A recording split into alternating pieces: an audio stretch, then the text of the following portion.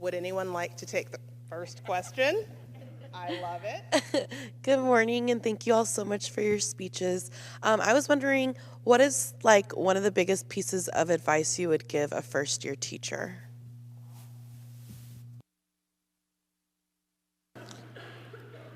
Well, actually, I have two things. Number one, don't be afraid to make mistakes. You are beginning. You're not accomplished, you're not mastered. You may be quite good, but you are beginning. And it's one of the things that I say to my students over and over, because they've been so good at everything for so long, that they are surprised to understand that they're about to be plunged into incompetency. You're going to drop all the way back down because you're beginning. And then the second thing is, no matter what age the students you are teaching, whether they are preschoolers or high school seniors, they are attached to some adult somewhere. Whether it is a parent, a grandparent, an older sibling, an aunt, there's somebody out there that cares about that young person, so don't leave them out of the equation in terms of the education. I would say that there's going to be a lot of things that come out to you to like get done in the classroom, and I would say don't be overwhelmed by that. If you have just one goal for the year, so if you choose one, that's all you need to do, and that's enough. Find things that give you joy. You're going to be told what to do all the time. Any teacher will tell you, normally when they get tired of teaching, it's not about the kids, it's about all of the other things. So find your joy where you can get it. Go to, if your kids have assemblies, go to the assemblies. Let them see that you're a person. Even if you don't get involved in the activities, just be there, because so many times they just need somebody to be there for them. I've been asked to walk with people for senior night.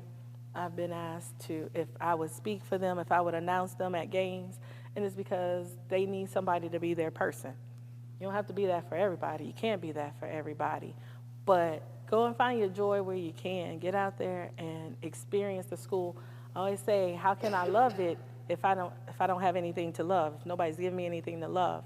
So love on yourself first, love on your kids because they need it so much, and then come back to yourself again.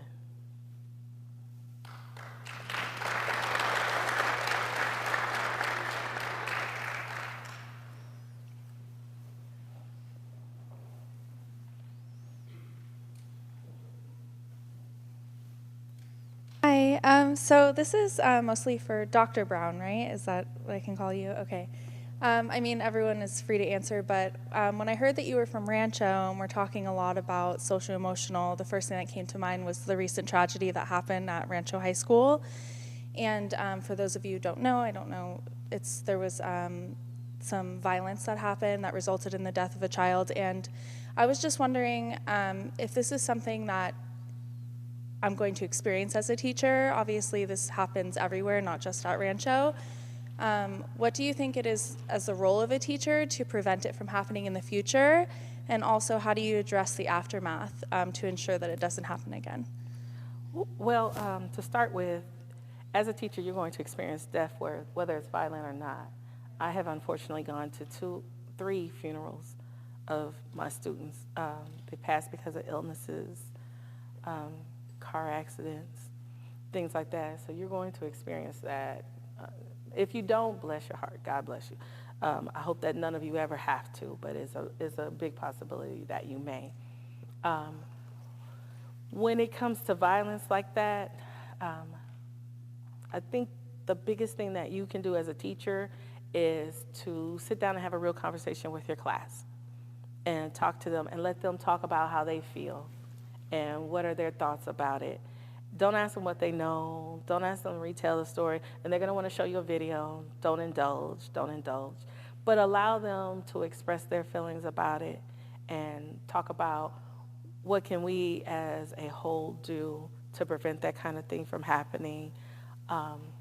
What can we do to protect ourselves, be vigilant, because again, I'm a criminal justice teacher, so I always tell them to be aware of their surroundings. And so that's always my biggest thing. But But honestly, just give them a space to talk about it. The more that we can talk about it and see how it could have been avoided, how unnecessary it was, how simple-minded that action was, they can see for themselves how not to behave also, especially if they're seeing it from other people, seeing that, oh, this is not acceptable, these things are not okay to do, because they may not know, like that, clearly they know, but there are other things that they might do that they may not know is abrasive, is not a good thing to do. So if we talk about it as a class, as a whole, they get that better understanding that this is unacceptable and we have to work better together, and to maybe talk our friends down too when we see them start to get riled up. And that's the best answer I have for you as far as that's concerned. But we do have to make sure we do a mental check on our babies.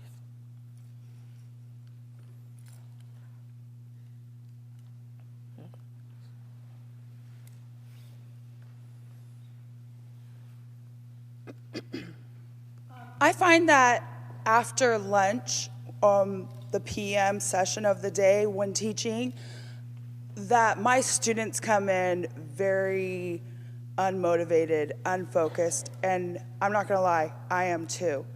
How have you, or what are some techniques to maintain that stamina of teaching that same high level during the first half, to be able to re-engage your students and yourself, myself, back into teaching that high level of expectations in that PM part of the day? I'm a bad person to answer this because I'm a weirdo like this all the time. My kids are like, how much coffee did you have today? I was like, I don't drink coffee. This is you, this is me. So I don't really allow them to fall. And that's a hard thing because they do come back. Everybody is tired now because they've been going all day. And it's like, you didn't work an 8-hour job. Shut up, get up. But you do find other ways to try to get them motivated. Sometimes you need to give them, like, let's get 5 minutes of you'll be able to talk for 5 minutes, get that all out of your system. And then sometimes that's enough to wake them up again, because if I don't have to listen to you, but I can talk, that'll wake them up again, and then we'll be back in the groove. So sometimes you just got to give that little space. I did something similar. So my kids always had to speak French in the morning. So in the afternoon, they'd get English time. So we'd ease into it with them getting to speak English. They love that. And then I almost always did math in the afternoon. So I would start off with something like a math riddle or math game that they like to be competitive with. And then we would slowly ease into that real math lesson. I have never had a class that I didn't create a playlist for. And I actually have the students develop the playlist. I give them the criteria, so there's certain things that can't be on the playlist. They understand that. I don't want any, profanity. I don't want any demeaning, no misogyny. They know what the rules are. They come in, they give me their playlist, and I always start every class with a playlist. And so even after a lunchtime, students will come in and they want to get in because it's like, I wonder if my song is coming up this time, So that giving them some ownership of that space, we really do, however, systemically have to rethink the way in which we are getting these kids up at the crack of dawn and expecting them to, the labor board doesn't let you go without 15 minutes, a 15-minute break every so often, and yet we are demanding of kids that they be at attention for way too long. So I would look over whatever you are planning for that after lunch time and think about, how can I break this up? How can I make sure we get a little bit more energy going? It might just be, we need to just go out and take a walk, clear our heads, and then come back, and then we'll be ready.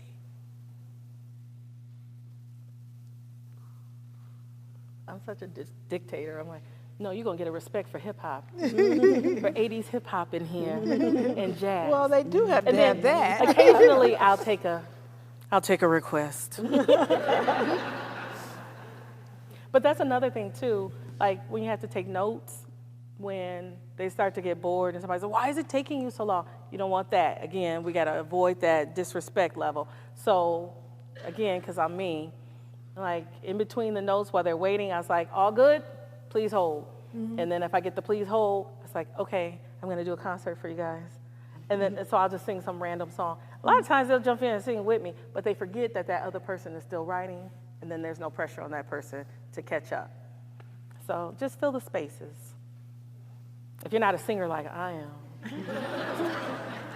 There's a bunch of videos. Tech is your friend. There you go. There you go. I have a question about cultures that are sometimes different than our own, but not in terms of just, like, say, Hispanic or African American.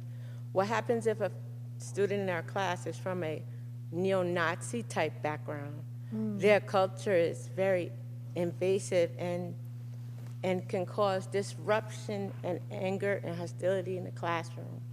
How do we deal with that student in a positive way to help reopen them, their mind, knowing that the biases that they have are the biases of their parents? I think calling that a culture is elevating it. That's me. So what I would suggest is that we always have sort of norms for our classrooms in our schools. I was in a second grade classroom observing one time, and the teacher had passed out this little coloring sheet with Martin Luther King. And this little boy just X'd all over it and said, "We don't believe in Martin Luther King in my house." And so then the question was, and I watched the teacher really kind of skillfully handle it, and she says, well, why? Well, he couldn't answer that. He couldn't answer the why question. And she pointed out to him the fact that one of his best friends happened to be this little black boy in the classroom. And she pointed out the similarities between that little black boy and Martin Luther King. So she had to kind of walk him through, but she didn't leave it there. She went and spoke with the principal and explained, this is what happened, and I think you need to have a conversation with this parent because he's just mimicking something that came from home. And so when the principal did follow up, and then what the principal said to the parents was, you know, you have a right to teach your kids whatever you want to, but here are some norms of this school, one of which is respect for others. And when he violates those norms, he's outside of what we expect of him. You may want to choose some other place to send your child to school, but this is what will happen here. So I think it's just being clear about what, here are the rules of the road for this school. And it's not about, quote, disrespecting them. That some stuff is just wrong. And I wish we would just stop saying, oh, I want to hear both sides. There's no other side to racism. It's just wrong. It's not another side, you know. There's not another side to sexism. There's not another side to religious intolerance. You know, it's some stuff just wrong. And then sometimes kids, like she said, they've been taught this in their home all their life.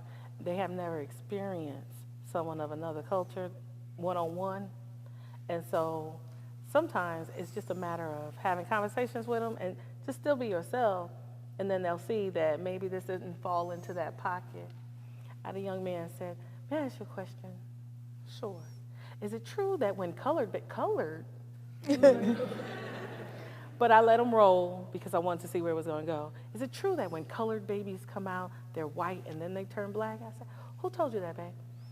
It's like, that's what my mom says. Just like she says those Filipinos are all, we're not going to do that.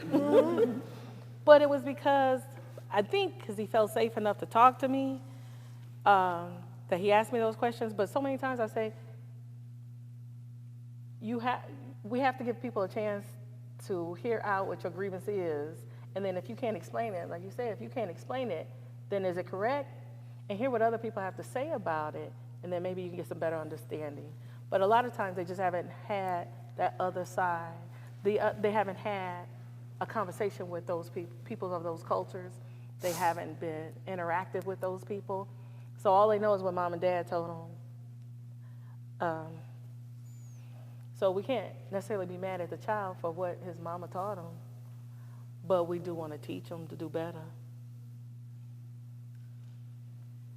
Yes, I have a question. This is really for Dr. Gloria and your other two esteemed colleagues can also chime in too, but is geared more towards the work that Dr. Gloria has been doing on educational equity in schools, regardless of school placement, neighborhood, socioeconomic status. And it really makes me think about the piece that you wrote on Plessy. Now, here's the one thing that I was thinking about that I could get, and I could be wrong on this, and if so, please correct me, that I think one of the many things you were saying is that if the states would have stuck to the letter of Plessy and made the schools separate and equal, we wouldn't be in this situation in the first place of the difference between educational gaps and things like that. So I was just curious if you could expand on that and to see what we can do to close that educational gap as far as for equity and academic achievement. So the piece that he's referencing is a piece I published in the University of North Carolina Law Review entitled, "Can We At Least Have Plessy?" In which I argued that I'd rather have a real Plessy than a fake Brown. Now let's be clear, Brown is the right decision. I'm not arguing against the decision, but Brown is not an education decision from my perspective. Brown is a foreign policy decision. You have to always put these rulings in a context. This is 1954. We are in a Cold War, and we're trying to carve up the world between the East and the West, the Soviets and us in the West. There are non-aligned countries that are not with either of us, that each world power, is trying to draw. The Soviets use, as a part of their propaganda machine, the way in which black people get treated in America. So you're trying to bring in Angola and Mozambique and all these African countries, but the Soviets say this is what they do to black people in this country. So they're showing real live footage and photographs of black people being assaulted by dogs and having water cannons. So that's what's happening when Brown occurs. That's why Brown has to be a unanimous decision, because we have to have another narrative saying, no, that's not really us. We are a country that is fair and, regardless of race, creed, whatever. So the Brown decision comes down. The problem is that there are two Browns. There's Brown 54 and Brown 255, which is the consent decree, which has the words, "with all deliberate speed." Well, all deliberate speed in Virginia took 2 years. And in fact, there was a whole year in Virginia where there was no school because they wouldn't desegregate their schools. My issue has been we have passed this particular law and spent all of our time rolling it back such that our kids are even more segregated. So if we're going to be in segregated settings, then could we at least live up to the letter of Plessy saying, give me equally qualified teachers, give me equal facilities, give me equal curriculum, and just leave us alone. But the point that I've tried to make over and over, whenever we try to have some kind of innovation in schooling, is that there are two promises that the U.S. has made to all of its children, and it's never fulfilled. Number one is that to desegregate them. Brown will be 70 years old next year, and we still aren't there. The second promise was to fund them equally. We've never done that. So until we do those two big things, I don't know how we get to a place where people receive equitable education, because those are two fundamental aspects of the schooling experience. When I'm in countries outside of the U.S., they cannot understand our funding scheme. What do you mean you have a better school because you have a better neighborhood? What are you talking about? Yeah. Why isn't the government funding its schools? It's because we have no provision in the Constitution for education as a right. It reverts to the states, and every state has been allowed to determine how they want to do it. And most states promise what they call an adequate basic education. The last case that I was an expert witness on a case in New York, And the judge said that an adequate basic education was an 8th grade education. So if you're going to have that much difference, you know, with tens of thousands of school districts, it's very, very difficult to get to a place of equity when everybody is still funding in very disparate ways. Have That was a phenomenal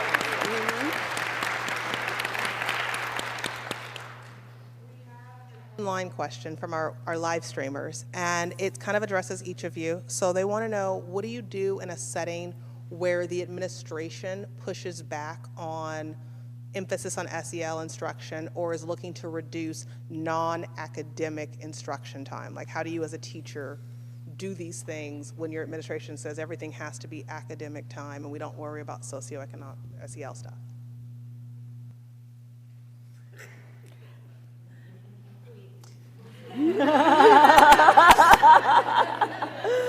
Rearranging the words in my mouth. Ooh. Honestly, I don't know that I've ever had an administration to say not to focus on the social economics of class. As I said before, I start my class off with current events. Let's talk about what's happening, because this all has an impact on you at some point or another, especially my seniors, because you're about to graduate, and whatever they are saying, whatever they are doing, this impacts what happens to you next, your next steps. So we always take a moment to just look at what's happening in the world. So it can be something that's happening here at the school, something that's happening in Nevada, something that's happening in the nation, something that's happening in the world, but something that has a bigger reach than just right here in your house or right here with you. And so I've always been, I want to say allowed, but I really want to say told to go ahead and touch on those areas as well. Yeah, like for me, I don't think I've never had an administrator do that, but I think one of the things, and I'm very big on standards, is I make sure I know them very well. And so I will bring that up. Like I'll say, oh, well, actually it says here in the health standard that A, B, C, D, E, F, G. And so a lot of times I will just kind of shut that whole thing down. And that's something to always be kind of knowledgeable about also when you're talking to parents about what you've taught or what's happening in the classroom. And I'm not sure that your questioner should follow my direction on this, but I've always believed it's easier to ask for forgiveness than permission. What? Who would do that? So, and I learned this in my very first year of school of being a teacher. I asked my principal if I could do something, and he said to me, because you have asked me, I have to tell you what the rule is. So I said, oh, so I can't do it? He said, because you have asked me, I have to tell you what the rule is. And so I said, oh, I can do it. He said, because you have asked me, I have to tell you what the rule is. And then I said, oh, I didn't ask you nothing. He said, thank you.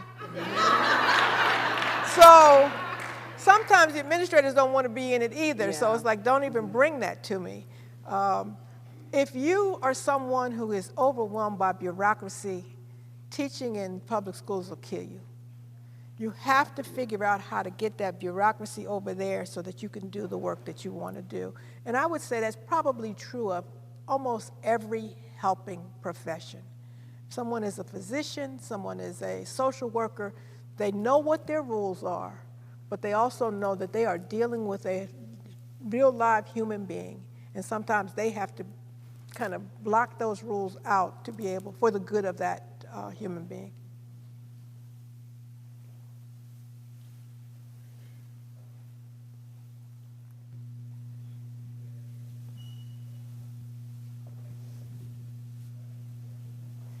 There is always plenty of negative. I have to try not to let it get to me. And right now it's kind of overwhelming for all of us. I want to cry because I cry a lot now. that I'm so overwhelmed. I needed today so much. I needed today so much just to get back. And I want to tell you, I've said things like, you keep telling us that testing is not important, and I think the district differs. and I was told, that's okay. If your kids are average, that's the goal. If they are showing growth, you want that. You want a kid who goes home excited to tell their parents what they learned that day. Mm-hmm. You want a kid who's engaged. And as long as you have that, whatever they're telling you to do, then say, okay, I will do that. And just keep doing what you're doing. And I'm so grateful because I have seen examples with rooms where kids don't talk and they have good test scores and they are favored and they're held as good teachers. And I wrote in an essay, if that, after all this work, if that's the end goal, I'm done. And it's not. Yes. And thank you for reminding us. I'm so grateful. I just want to cry. I'm re-inspired. It's like going to church on Sunday. Thank you. Thank you.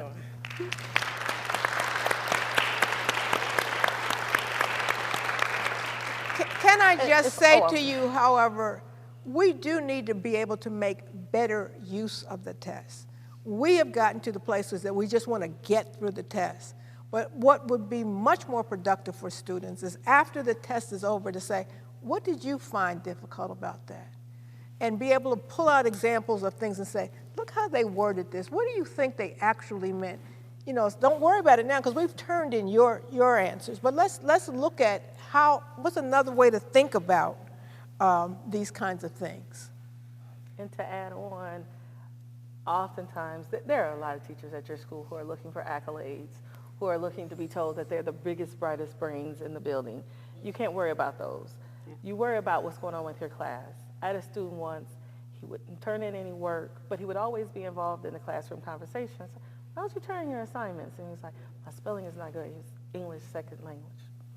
It's like, my spelling isn't very good, miss. I was like, let's not worry about the spelling for right now. Let's just worry about the idea. And if I can decipher it, we'll get you some grades, okay? And so he started turning it in. He was apprehensive, but it's like, oh, I understand what you meant with this. This was a good idea. And then he loved it, and then he turned in everything because spelling was no longer his big issue because he knew that I was going to work to try and understand what he was saying. And so he had the thoughts, he just didn't know how to write it, and he didn't know how to express it. And so he soared at the end of that. For me, that's my $10,000 check. That's my big accomplishment because we worked this out together. Because he walked out of there smiling and felt proud of himself. So you can't worry about what everybody else is winning their awards. Do what you can do with what you have. And always remember that our kids need advocates. They need people to stand up for them. I always say this, 13-year-olds can only make 13-year-old decisions. We really want them to make like 18-year-old decisions? They can't do it. It's 13-year-old decision. I wake up late, I'll go tomorrow, okay? An 18-year-old who was probably a freshman in college says, oh, I'm late, I'm gonna miss this first class, but if I hustle, I'll get to this next one. Then I'll email a teacher, my professor, and tell them what to do. See, that's what we want the 13-year-old to do. They can't do that. What we know about human development, what we know about the brain is that that frontal lobe is not fully developed until they are about 25. Which means the people that I regularly interact with don't have a fully developed frontal lobe. How do I know this? Because you can come to Madison in February when it is 17 degrees below zero, and them people standing outside waiting to get into a bar for beer.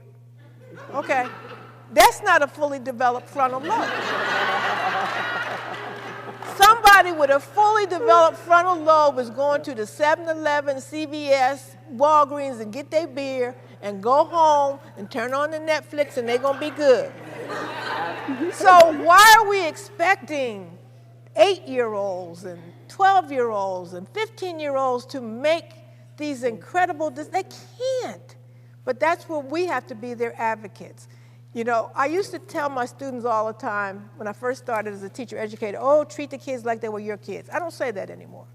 I say treat them like they was your grandkids. I have 4 kids and I have 5 grandkids. My kids are, whew, but my grandkids, they're absolutely perfect. I dare you to say something bad about my grandkids. They are the best people that have been placed on this earth. My kids will say to me, well, why you let them do this and you do everything for them? I explain to my kids, if I could have figured out a way to get them without you, you wouldn't be here. But that's how deep, I have never said the word no to my grandchildren. But it also means that I have this sort of deep sense of them as full human beings. And when they have like crazy ideas, I actually listen to them. Rather than with my kids, I would just pop off. No, you can't do that. With my grandkids, I'll say, well, what do you think will happen if you actually do that? How do you think your mom and dad are going to respond to that? And they really just want somebody to hear. Yeah. And that's what our kids in our classrooms need. They want us to hear them. I'm always the bearer of bad news. We have one last question. So this is how we end all of our PD Day questions. If you had one thing, book, movie, TV show, documentary, song, does not have to be academic at all, but if you could suggest one thing for our group to watch, read, listen to, experience, what would it be?